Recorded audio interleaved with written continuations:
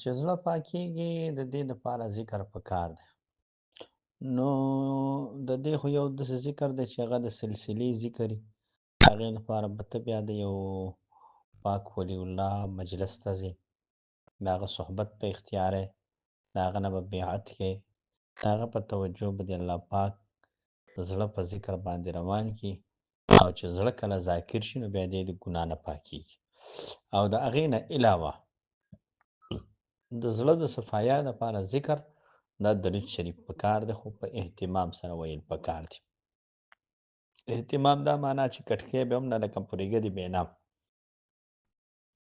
دویم معنا دا چې سړی په اودس کې او مخ په قبله باندې ناست وي او د رسول الله مبارک صلی الله علیه وسلم محبت یې په خپل زړه کې چې څومره استعداد وي دومره راوستی، او د الله د رضا دپاره درود شریف وایي او دا سوال کوي چې خدایه زړه مې پاک کړي، نو الله پاک به دا زړه ګناهونه لرې کړي او زړه مې پاک شي او محبت پې نور هم سیوا شي.